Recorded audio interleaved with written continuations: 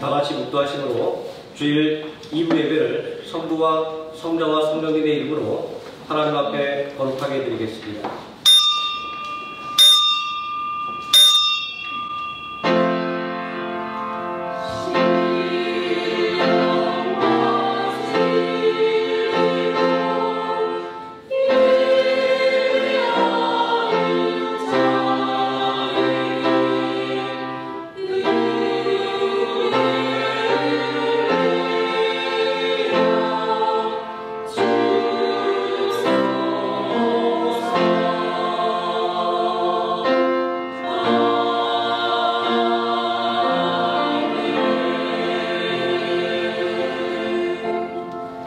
예수께서 제자들에게 이르시되 내가 진실로 너에게 이르노니 부자는 천국에 들어가기가 어려우니라.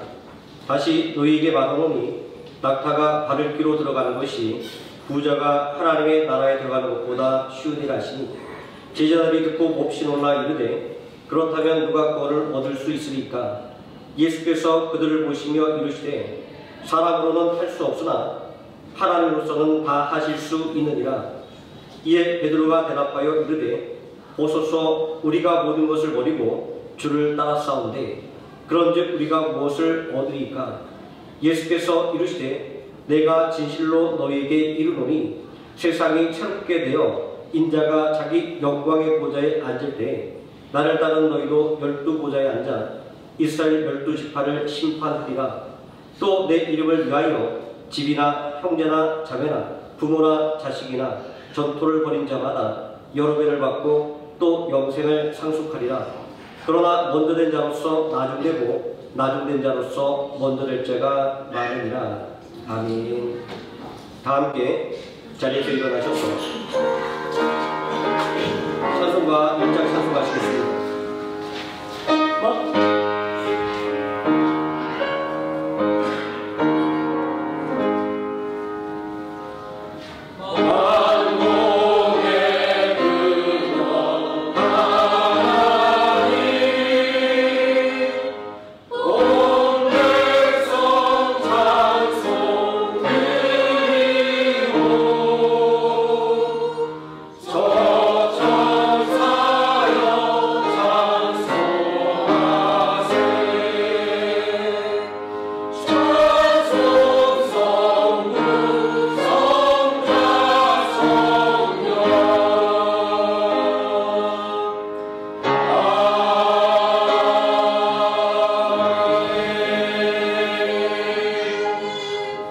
사도신경하심으로 신앙 고백드리겠습니다. 전능하사 천지를 만드신 하나님 아버지를 내가 믿사오며 그 내 아들 우리 주 예수 그리스도를 믿사오니 이는 성령으로 잉태하사 온종녀 마리에게 나시고 본디오 빌라도에게 고난을 받으사 십자가에 못 박혀 죽으시고 장사한 지 사흘 만에 죽은 자 가운데서 다시 살아나시며 하늘에 오르사 전능하신 하나님 우편에 앉아 계시다가 저리로서 산 자와 죽은 자를 심판하러 오시리라. 성령을 믿사오며 거룩한 공예와 성도가 서로 교통하는 것과 죄를 사하여 주시는 것과 죽은 자에 사는 것과 영원히 사는 것을 믿사옵나이다. 아멘. 자리에 앉으셔서 533장 찬송하시겠습니다.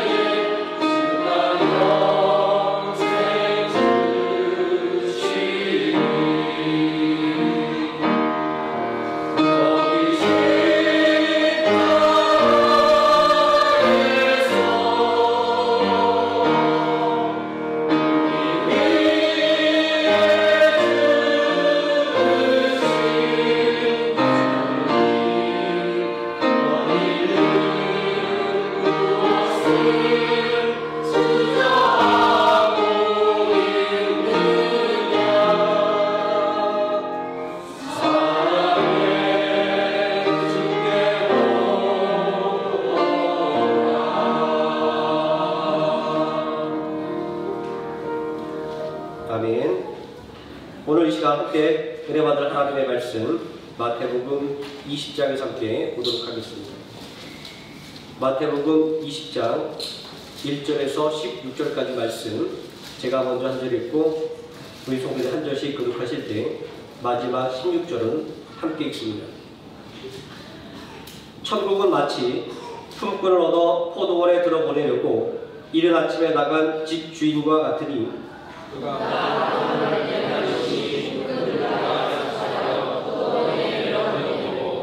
또 제3시에 나가보니 장터에 놀고 서 있는 사람들이 또 있는지라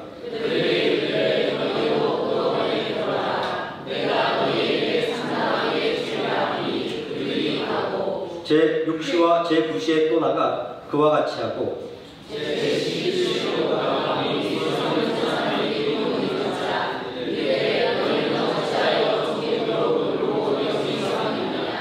이르되 우리를 품꾼으로 쓰는 이가 없음이니이다.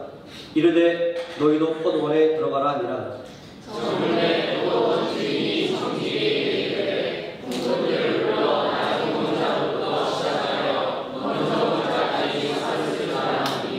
제11시에 온 자들이 와서 한 데나리온씩을 받거늘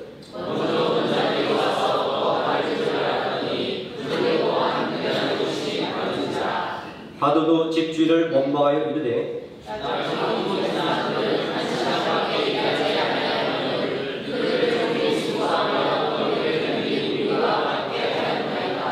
주인이 그 중에 한 사람에게 대답하여 이르되 친구여 내가 네게 잘못한 것이 없노라.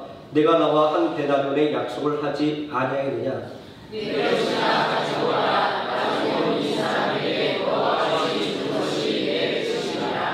내 것을 가지고 내 뜻대로 할 것이 아니냐. 내가 선함으로 내가 악하게 보느냐. 이와 같이 나중된 자로서 먼저 되고 먼저 된 자로서 나중 되리라. 아멘. 유도영 장로님 나오셔서 우리를 대표해서 기도해 주시겠습니다. 다 같이 기도하겠습니다. 역사의 주관자가 되시는 하나님 아버지, 무더위와 장마, 태풍으로 인한 고난의 시간을 이기게 하시고 만물의 열매를 맺는 결실의 계절을 허락하심에 감사드립니다.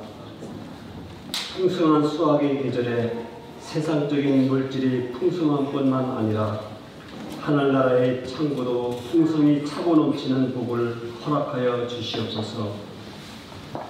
자비로우신 하나님 아버지, 지난 삶을 돌이켜볼 때 감사를 잃고 살아왔던 시간들이 많았습니다.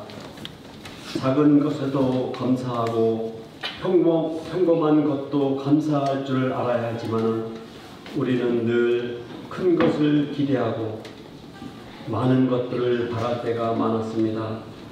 오늘도 우리 허물을 주님께 고백하오니 용서하여 주시고 긍휼을 베풀어 주시옵소서. 하나님과 동행하기보다 세상의 일로 바쁘고 분주했던 저희 삶을 주님께 회개합니다. 하루하루 삶이 무의미하게 반복되는 삶 같지만 그 평범한 일상이 하나님의 특별한 기적이요 사랑임을 알게 하시옵소서. 작은 것에 감사하고 사소한 것에 소중함을 느끼고 일상의 은혜임을 알고 하나님께 감사하게 하시옵소서. 우리 생명나무 교회를 이곳 베트남에 허락하시고 많은 시련과 역경 가운데 오늘날까지 인도하여 주신 하나님 아버지, 너희는 가서 모든 민족을 제자로 삼아 아버지와 아들과 성령의 이름으로 세례를 주고 내가 너에게 분부한 모든 것을 가르쳐 지키게 하신 말씀 따라 하나님 명령을 온전히 지키는 교회가 되기를 원합니다. 전도하고 기도하며 물질로 헌신하는 성도마다 영적 전쟁에서 항상 이기게 하시며 날마다 성장하는 교회가 되기를 간절히 기도합니다. 오늘도 말씀을 전하신 목사님을 성령께서 친히 붙잡아 주시고 입술을 주장하여 주셔서 오직 살아계신 하나님 말씀만이 선포되며 말씀의 영이 충만한 시간이 되게 하여 주시옵소서. 말씀을 듣는 모든 성도가 생명의 말씀을 깨달아 알게 하여 주셔서 세상 살기에 지치고 고난 심령들에게 평안과 위로가 되는 말씀이 되고 험하고 악한 세상을 이기는 새 힘과 능력이 되게 하여 주시옵소서. 전하시는 말씀이 능력의 말씀, 치유의 말씀, 위로의 말씀이 되게 하셔서 듣는 성도들이 권능을 받게 하시고 상한 몸과 심령이 치유받고 위로를 받도록 은혜의 시간이 되게 하여 주시옵소서.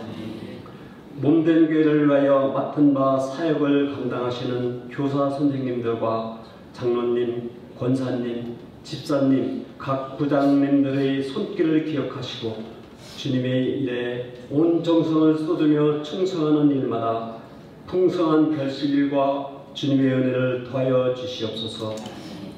예배를 돕는 모든 손길마다 주님이 채우시는 위로와 기쁨이 넘치게 하여 주실 것을 믿고 거룩하신 예수님 이름으로 기도드립니다.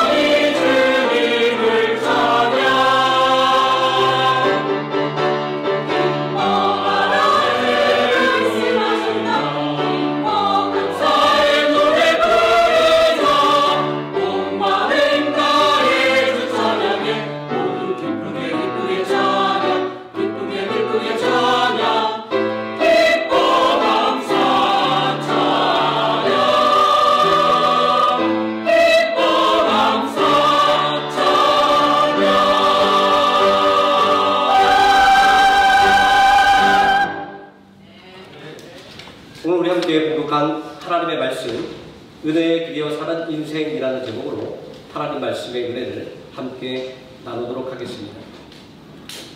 심청전에 등장하는 심학교는 눈먼 봉사입니다. 그래서 동네 사람들은 그를 그저 신봉사라고 불렀습니다. 멀쩡하게 있는 이름을 내버려 두고 눈먼 장애에 성씨를 붙여 신봉사라고 부른다는 것은 그의 인생에 아무런 소망도 남아있지 않았다는 것을 상징합니다. 그저 소식 깊은 딸의 공약으로 하루하루를 연명할 뿐인 인생이었습니다. 그러던 어느 날 부처님에게 공양 및 300석을 바치면 눈을 뜰 수 있다는 말을 듣고 덥석 약속을 하고 말았습니다. 그날부터 신봉사는 잠을 이룰 수가 없었습니다. 가난한 삶에 공양 및 300석은 감히 바랄 수도 없는 것이었기 때문입니다. 마태복음 19장을 보면 영생에 관심을 가진 부자 청년이 예수님을 찾아왔습니다. 영생의 방법을 구하는 청년에게 예수님은 자기 소유를 다 팔아 가난한 자에게 나눠주고 나를 따르라고 말씀하셨습니다. 이 말을 들은 청년은 재물이 많으므로 이 말씀을 듣고 근심하며 떠나갔습니다. 인생을 구원할 방법을 찾았지만 누군가에게는 가난이 장애물이었고 누군가에게는 재물이 장애물이었던 것입니다. 가난하면 가난한 대로, 부하면 부한 대로 근심인 것입니다. 이것이 바로 우리들의 인생입니다. 2000년 전 유대 땅을 흔들었던 가장 뜨거운 주제는 천국이었습니다. 왜냐하면 하나님이 통치하시는 하늘의 왕국이라고 하는 천국은 억압받는 유대 민족에게 유일한 소망이었기 때문입니다. 그래서인지 사복음서 안에는 유독 천국에 대한 비유로 가득합니다. 물론 천국의 비유 또한 하나님의 구속사와 억압받는 인생들의 구원에 대한 간절한 소망이 반영된 것이다, 이렇게 말할 수 있습니다. 그만큼 신앙에 있어서 중요한 것은 구원받는 것이기 때문입니다. 오늘 우리가 함께 나누는 본문 말씀도 천국에 대한 이야기입니다. 이러한 사실은 예수를 따르는 이들의 주요 관심사가 천국이었다라고 하는 것을 증명하는 것입니다. 천국에 대한 관심은 자연스럽게 누가 천국에 들어갈 수 있느냐, 누가 천국 시민이 될 수 있느냐에 대한 관심으로 발전하게 되었습니다. 누가 천국에 들어갈 자격이 있을까요? 누가 천국 시민의 자격을 부여받을 수 있을까요? 당시 유대 사회를 이끌어가는 두 축은 제사장이 중심이 된 사두개파와 율법 교사가 중심이 된 바리새파였습니다. 두 파 모두 유대교를 중심으로 하고 있지만 놀랍게도 상반된 사상을 가지고 충돌하고 있었습니다. 제사장 중심의 사두개파는 부활도 없고 천사도 없고 영도 없다고 부인하며 오히려 권력과 물질을 손에 쥐고 세속주의를 추구했습니다. 반면에 바리새파는 부활과 천사와 영을 인정하며 강력한 율법 중심의 종교주의를 추구했습니다. 이러한 두 파가 유대사회의 양대 핵심 세력으로 자리잡고 있었다는 것은 천국에 들어갈 자격 요건과 천국 시민의 자격이 이들이 추구하는 신앙의 기준으로 요구되었다는 하는 것을 의미하는 것입니다. 예수님을 찾아온 부자 청년은 무슨 선한 일을 해야 영생을 얻을 수 있습니까? 라는 질문을 통해서 당시의 통념으로 천국에 들어갈 자격이 율법을 준수하는 것에 있음을 은연중에 밝히고 있습니다.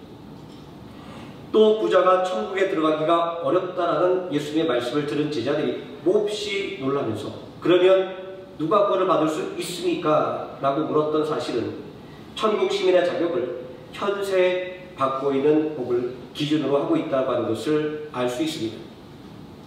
유대인들은 부자가 되는 것이 하나님의 인정을 받은 것으로 여겼습니다. 이스라엘의 조상 아브라함과 이삭과 야곱은 모두 다 큰 부자였습니다. 또 바리새인들은 율법을 준수하는 것이 의롭게 사는 것이라 믿었습니다. 이러한 천국 시민에 대한 자격 요건은 당대의 수많은 백성들을 시기에 빠지게 만들었고 좌절하게 만들었습니다. 세리와 군인뿐만 아니라 가난하고 힘없는 백성들, 율법의 요구를 감당하기 어려운 백성들의 입장에서 그들은 천국에 들어갈 수 없는 죄인일 뿐이었기 때문입니다. 그러나 부자 청년의 질문 속에서 율법주의의 한계와 세속주의의 한계가 드러나는 것도 찾아볼 수 있습니다. 마태복음 19장 20절을 보면 부자 청년은 자신이 모든 율법을 다 지켰다라고 말합니다. 아무것도 문제될 것이 없습니다. 자, 그러나 자기 자신도 율법을 다 지켰다고 해서 구원을 받을 수 있는 것이 아님을 깨닫고 있는 것을 알 수 있습니다. 그는 아직도 무엇이 부족합니까? 라고 묻고 있습니다. 율법을 준수하는 것으로 구원을 얻을 수 있는 것이 아님을 깨닫는 것입니다.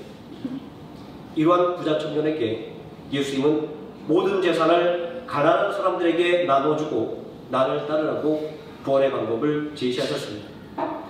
구원의 방법이 제시되었음에도 불구하고 이 말을 들은 부자 청년은 재물이 많음으로 근심하며 돌아갔습니다.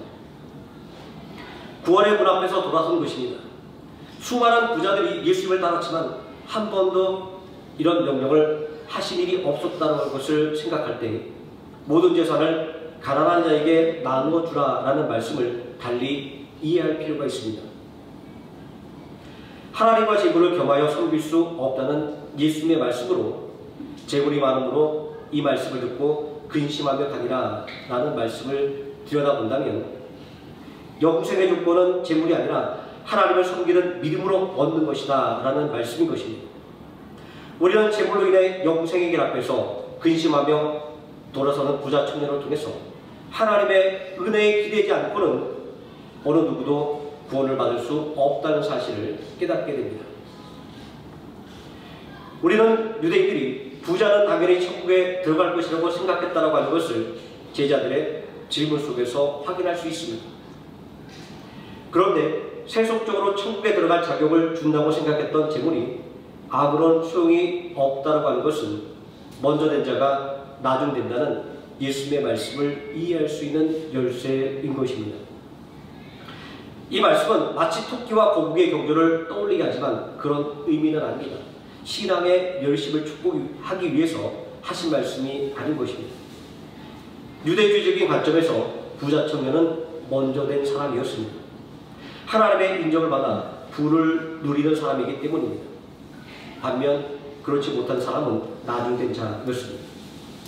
그런데 그가 하나님에게 선물로 받은 재물에 집착하여 영생의 문턱에서 돌아섰다라고 하는 것은 하나님의 은혜에 기대지 않는 삶은 무엇을 가졌고 무엇을 이루었든지 간에 하나님께 인정을 받을 수 없다는 것입니다. 부자 청년은 분명 하나님께서 주시는 은혜를 받은 먼저 된 자였으나 그 은혜에 온전히 기대지 못하고 자기 자신을 의지할 때 영생의 문 앞에서 돌아선 것처럼 나중될 수밖에 없었던 것입니다.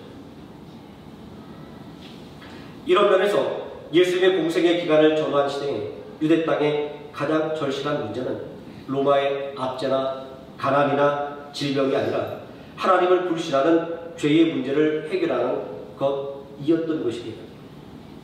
예수님께서 대속의 사역을 감당하기 위해 이 땅에 오셨던 기원 1세기는 구원의 소망이 절실하게 필요한 때였던 것입니다. 왜냐하면 사람을 보고 세상을 보면 소망이 없던 로마 제국의 지배를 받던 시대였습니다. 심지어는 유대교를 바라보아도 율법의 정죄감이 넘치는 절망이 넘치는 시대였습니다. 이러한 영적인 현실은 오늘날도 마찬가지입니다.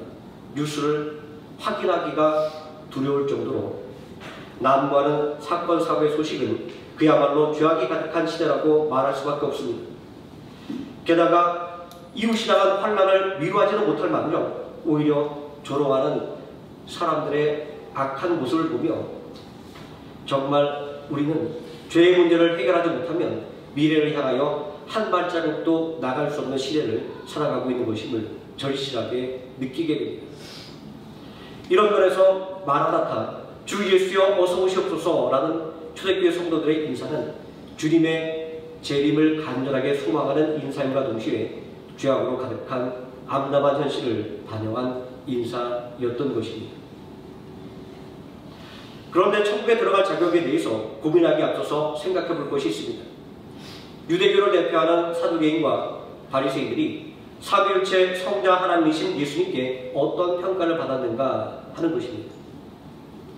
예수 그리스도의 길을 예비하는 사명을 수행한 세례 요한은 이들을 가리켜 독사의 자식들이라 말한 바가 있습니다. 거룩의 형식을 갖췄지만 그 속마음은 그렇지 않았기 때문입니다. 예수님의 평가도 다르지 않았습니다. 예수님은 자신의 의를 자랑하던 종교 지도자들을 독사의 자식들이라고 책망하셨습니다. 또 이들은 소경된 자로서 사람들을 구덩이로 이끄는 자들이라는 책망을 받았습니다. 그리고 천국문을 닫고 자신도 들어가지 않고 들어가려 하는 자도 들어가지 못하게 하는 자들이라고 책망받았습니다. 율법의 의를 추구하는 사람들이 이 정도였다고 하는 것은 이 땅에는 의인이 한 사람도 없다고 하는 로마서 3장 10절의 말씀을 증명하고도 남음이 있는 것입니다. 이런 사회적 종교적 현실은 사람들을 더욱 힘들게 만들었던 것입니다. 세상에 나고자이며 천국에 나고자로 낙이 찍힌 인생이라는 생각은 정말 최악의 삶을 살게 만들었을 것입니다. 성경학자들은 이러한 사회적 종교적 현실이 예수님의 공생애를 전환 시대에 유독하게 많은 귀신 들림의 형상을 초래한 것이라고 평가하는 것으로 이 시대의 암울함을 전해주고 있습니다. 오늘날 남에게 뒤처졌고 가진 게 없다고 생각하는 사람들이 하는 말을 들어보십시오. 이번 생은 망했어. 나는 이것도 포기하고 저것도 포기할 거야. 등의 온통 부정적인 말들입니다. 오늘날 폭력적이고 자극적인 삶의 단면들은 기원 1세기경에 암울한 시대상을 방불케 합니다. 이러한 영적인 암흑 속에서 회개하라 천국이 가까이 왔느니라 라고 하는 메시지는 그야말로 복된 소식 복음이었던 것입니다. 감히 꿈꾸지 못했던 천국 시민의 자격이 회개에 있다라고 하는 메시지였기 때문입니다. 가진 것이 없어 버림받은 인생으로 여겨졌던 이들과 병들어서 저주받았다고 여겨졌던 이들에게, 그리고 창기와 세리와 군인처럼 죄인으로 낙에 찍힌 이들에게 회개하라 천국이 가까이 왔다라는 회개와 천국의 메시지는 그야말로 복음이었던 것입니다. 회개하면 천국에 들어갈 수 있고 회개하면 천국 시민이 된다는 메시지는 패배한 자가 패자 부활전에 나서게 만들어 주었으며 진정한 의미의 인생 역전을 꿈꾸게 만들어 주었기 때문입니다. 이러한 복음의 역사는 오늘날 우리에게 가장 절실하게 필요한 것이 복음이며 그리고 하나님의 은혜의 길에 사는 것임을 다시금 깨닫게 합니다. 우리는 회개하라 천국이 가까이 왔느니라는 메시지 속에서 시대를 관통하는 새로운 시대 정신을 심어주신 하나님의 은혜를 엿볼 수 있습니다. 회개의 메시지는 신분의 고하를 막론하고 또 빈부의 격차를 막론하고 지식의 유무를 막론하고 죄의 유무를 막론하고 누구든지 하나님 앞에 서는 사람들은 평등한 존재인 것을 깨우쳐 주었습니다. 또한 하나님의 뜻을 저버리고 자기 자신을 의지하는 죄악 가운데 살았음을 회개하는 모든 사람들에게 천국의 문이 활짝 열려 있다는 것을 알려주었습니다. 우리는 회개하는 자만이 천국에 들어갈 자격이 있다고 회개를 축복하는 예수님의 메시지 속에서 천국 백성이 되는 데 있어서 가장 중요한 것은 하나님의 은혜에 기대는 것임을 깨닫게 됩니다. 회개를 축복하는 메시지는 세상을 보는 것을 멈추고 하나님 앞으로 나오라는 하나님의 부르심입니다. 하나님의 부르심이 바로 천국 백성이 되는 가장 핵심적인 요소이기 때문입니다. 본문이 말씀하고 있는 포도원 품꾼의 비유는 하나님의 부르심의 중요성을 알려주는 비유입니다. 천국은 마치 품꾼을 얻어 포도원에 들어보내려고 이른 아침에 나간 집주인과 같으니 라는 말씀은 천국에 들어가는 제일 조건은 천국으로 비유되는 포도원 주인의 선택, 다시 말해서 포도원 주인이 상징하는 하나님의 부르심인 것입니다.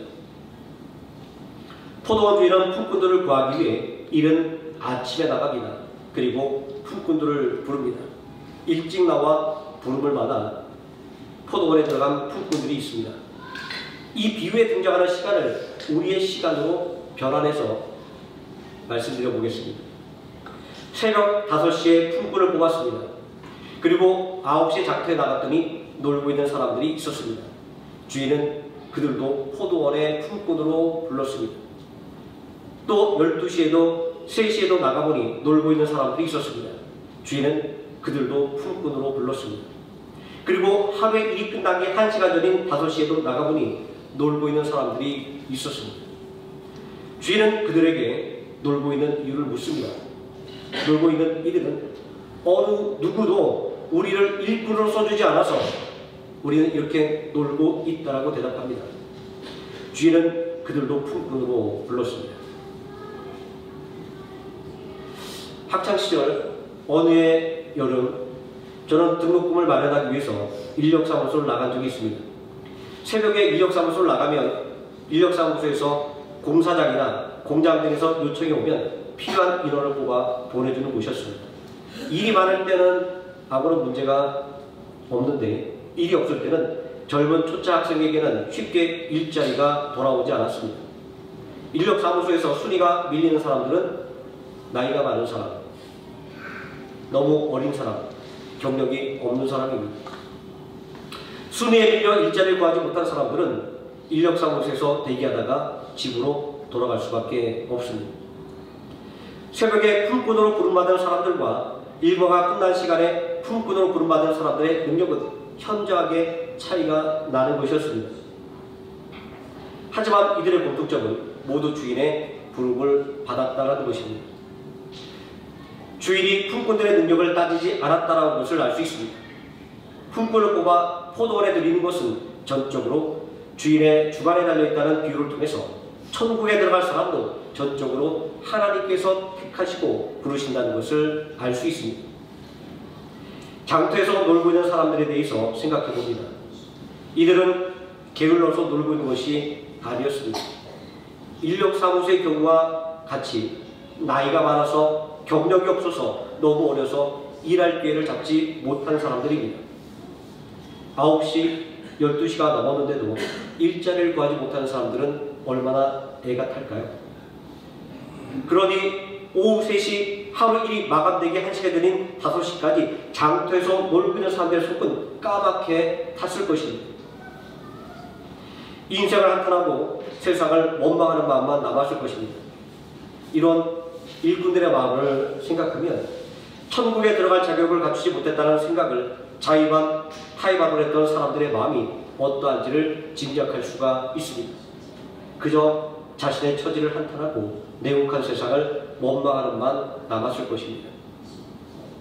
그런데 하루 일과가 끝나는 시점에서 일자리를 제안받았다면 어떤 마음이 들까요? 품꾼들에게 그 소식은 정말 복음인 것입니다.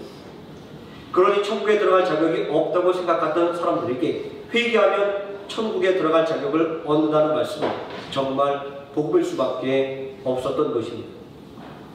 누가복음 3장을 보면 세례 요한이 요단강에서 회개의 메시지를 전파할 때 세리와 군인 등의 죄인들이 회개의 세례를 받기 위해서 달려왔습니다. 선생이여 우리가 무엇을 하리까? 라고 하는 누가복음 3장 10절과 14절에 기록된 세리와 군인들의 질문은 그들이 천국에 대해 얼마나 큰 소망을 갖고 있는지를 엿볼 수 있게 합니다. 비록 유대주의적인 관점에서 천국에서 먼 사람들로 여겨진 사람들이었지만 회개를 통하여 회개에 합당한 열매를 맺어 천국에 들어갈 자격을 얻은 사람이 된 것입니다. 다시 말해서 하나님의 은혜에 기대어서 천국 백성으로 받아들여진 것입니다. 예수님은 포도원 품꾼에 비유해서 겨우 1시간 일한 품꾼과 하루 종일 일한 품꾼이 동일한 품삯을 받았다는 비유를 통해서 구원은 모든 사람들에게 동일하게 열려 있다는 것을 알려주셨습니다. 이것이 천국에 대한 비유라는 것을 생각할 때 품꾼이 일하는 시간이 달랐던 것은 전적으로 그들 사이에 능력의 격차가 있다는 것을 말하는 것입니다. 자, 만약에 이렇게 개인의 능력에 따라 구원이 결정된다고 한다면 얼마나 서글플까요? 그러나 구원은 개인의 능력으로 결정되는 것이 아니라 품꾼을 부르시는 천국의 주인 되신 하나님의 주권적인 은혜에 달린 것입니다. 지난주에 한국으로 귀임하신 집사님의 연락을 받았습니다. 아버지가 소천하셨다는 소식이었습니다. 가족끼리 조용하게 상을 치르기로 해서 교회에 알리기로 했는데 목사님에게는 그래도 알리는 것이 예인 것 같아서 연락을 하셨다는 겁니다. 그리고 병중에 계신 아버지께서 예수님을 믿지 않아 큰 걱정이었는데 하나님의 은혜로 예수님을 영접하셨다고 합니다. 저는 집사님에게 위로의 말씀을 드리고 동시에 축하의 말씀도 드렸습니다.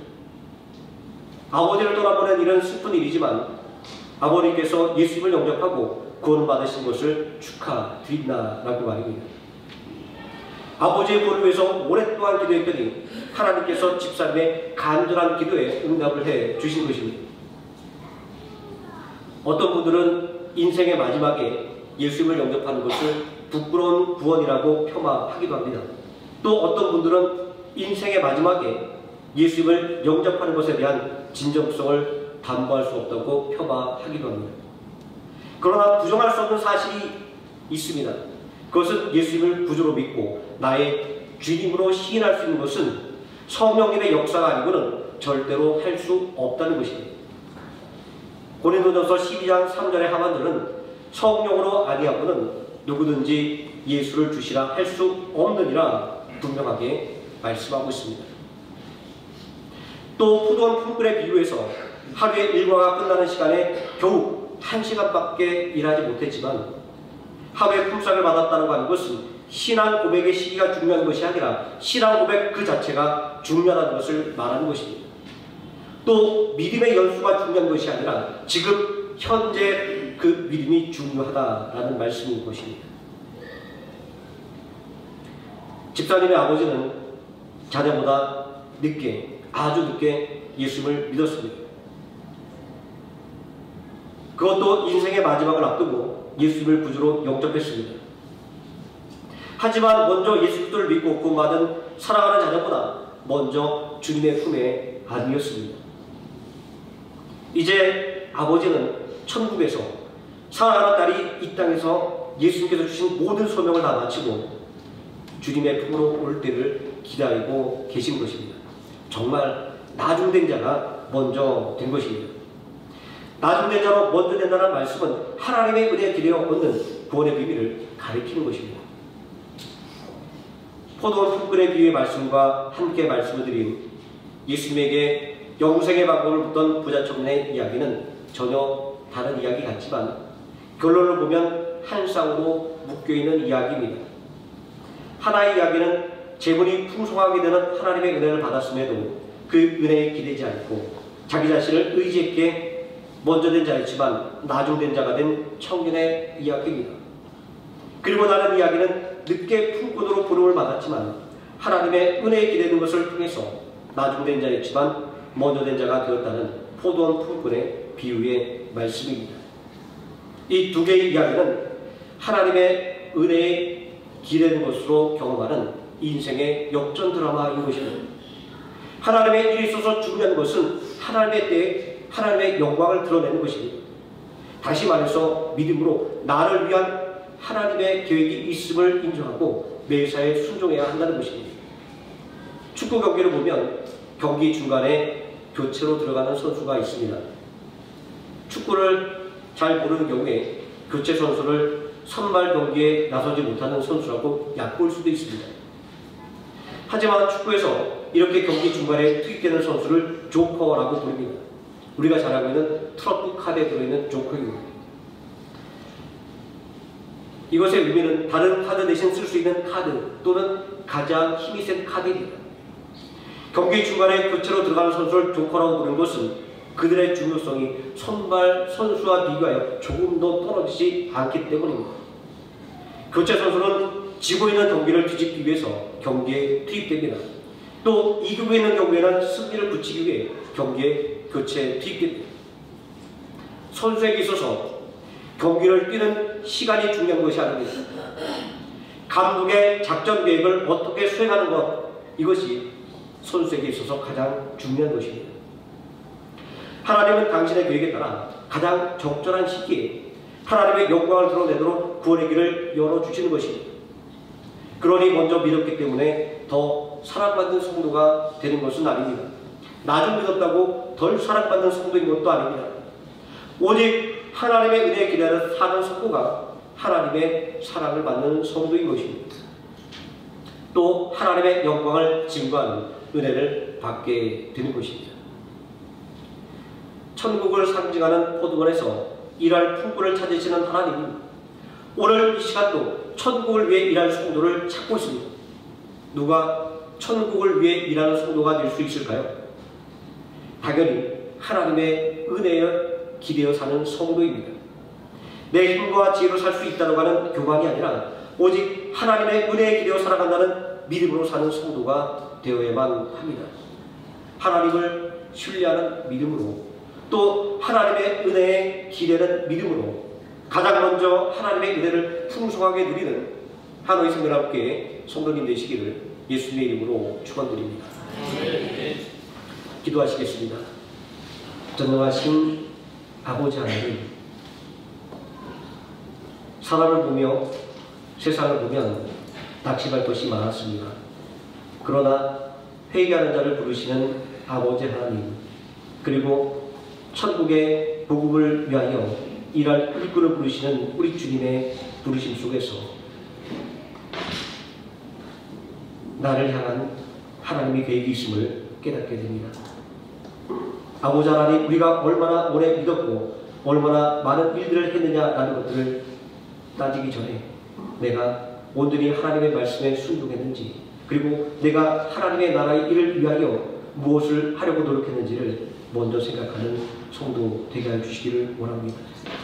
온전히 하나님을 의지함으로 나중되었지만 먼저 된 자가 되게 하여 주시고, 인생에 가진 것을 자랑하다가 먼저 되었다가 나중되는 어리석은 인생이 되지 않도록 아버지 하나님, 우리의 심령을 굳건하게 붙잡아 주시기를 원합니다. 언제나 하나님의 말씀을 붙들고 겸손하게 하나님의 은혜에 기대어 사는 삶을 통하여 하나님께서 주시는 은혜와 복을 풍성하게 받아들이는 우리 모든 성도들 되게 하여 주시옵소서. 예수님의 이름으로 기도드립니다. 아멘. 539장 찬송하시겠습니다.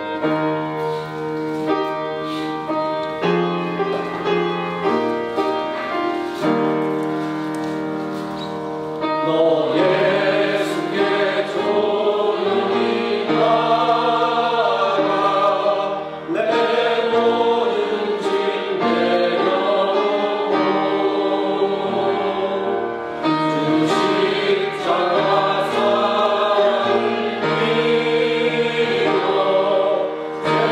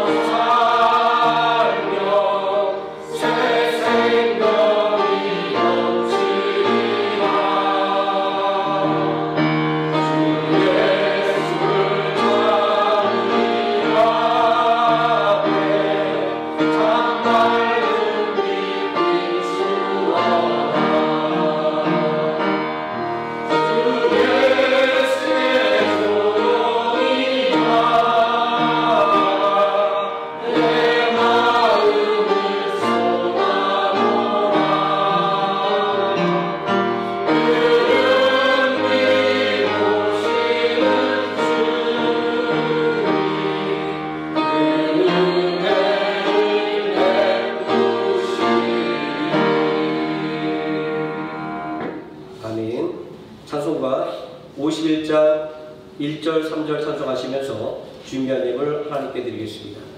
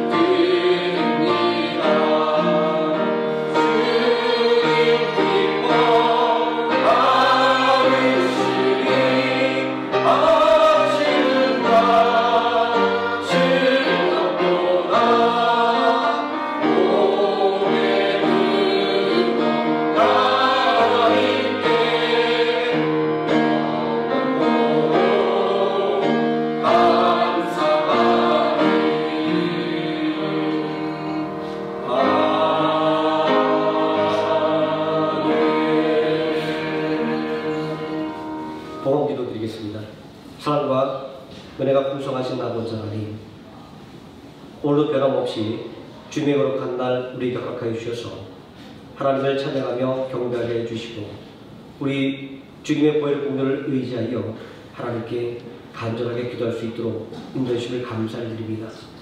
우리의 삶의 매 순간들이 하나님의 인도하심이 아니면 온전히 살아갈 수 없고 하나님의 은혜가 아니면 내일을 소망할 수 없음을 깨달으며 오늘 우리에게 주신 것으로 귀하게 구별하여 하나님께 귀하게 드리기를 원합니다.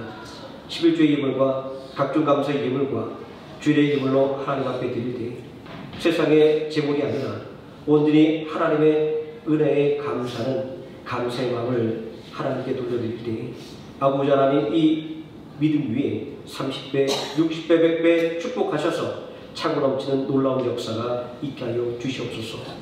우리 모든 성도들의 가정에 하나님의 강한 오른팔로 함께 해주심으로 말미암아 악한 원수의 권세가 좀 더 틈타지 못하게 해주시고 오직 하나님 주시는 사랑과 희락과 평강관이 넘쳐나는 능력이 있는 가정 되게 하여 주옵소서.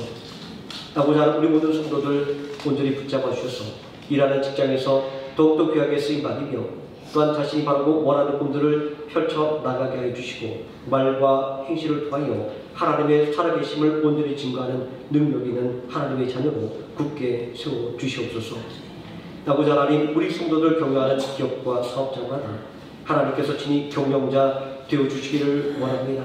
아버지 하나님 함께 하셔서 늘 성장하게 해주시고 늘 확장되게 하여 주시옵소서. 더욱더 바라고 원하옵기는 아버지 하나님 드려진 이 영혼이 주님의 몸된 교회를 더욱 든든히 세워가는 밑거름이 되게 하여 주시고 주 예수께의 십자가의 복음을 더욱더 널리 전하는 복음의 마중물 되게 하여 주시옵소서. 예수님의 이름으로 기도드립니다. 아멘. 교회 소식 말씀드리겠습니다. 매주 마지막 주에 지난달 등록하셨던 성도님들 인사하는 시간이 있습니다. 우리 오정수 집사님 8월 마지막 주에 교회 등록을 하셨는데 순서상 넘어서 다음 달 인사를 소개해드리게 됐습니다. 잠깐 좀 밀어서 주시면 고맙겠습니다. 남전도의 그 성도님 다 아시지만 우리 여정대 성도님 잘 모르셔서 얼굴 좀 한번 보여주시고요.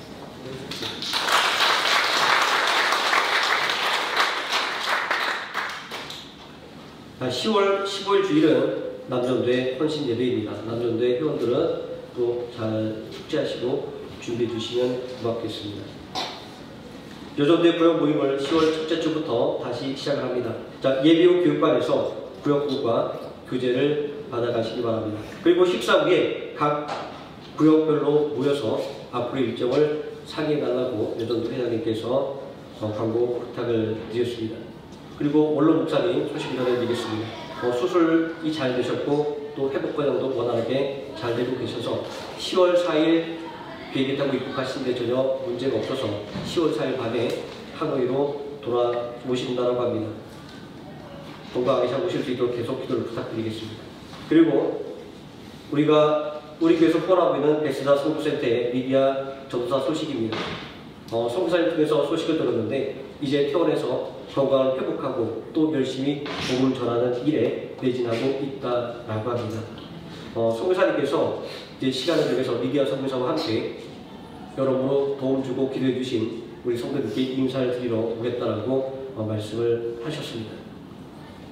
그 리디아 전도사의 일을 통해서 그 리디아 전도사의 고향에 교회가 하나도 없었는데 이 일을 통해서 리디아 전도사의 어머니가 자기 집에서 예배를 드리겠다라고 그렇게 또 서원을 했다라는 소식도 전해주셨습니다.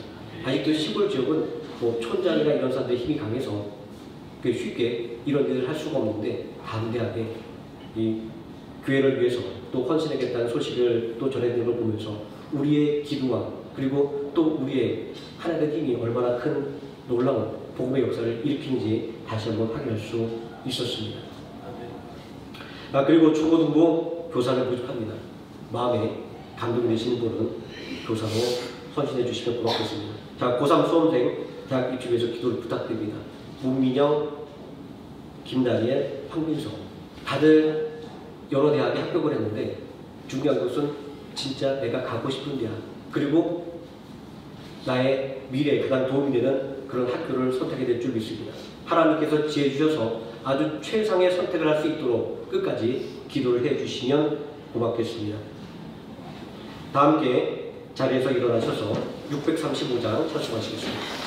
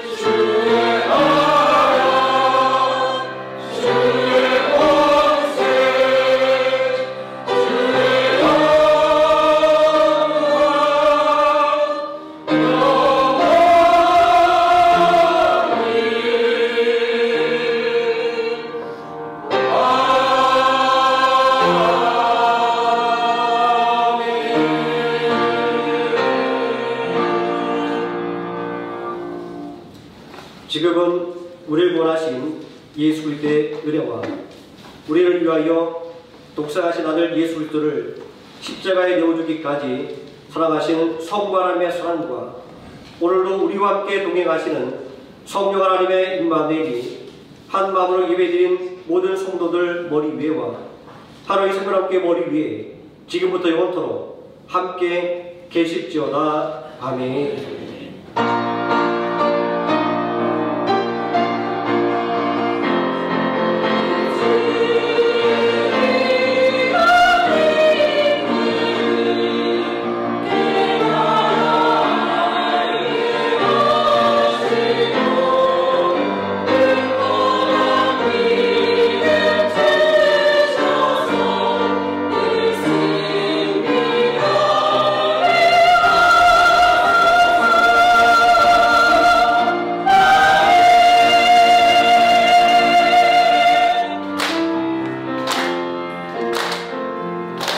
제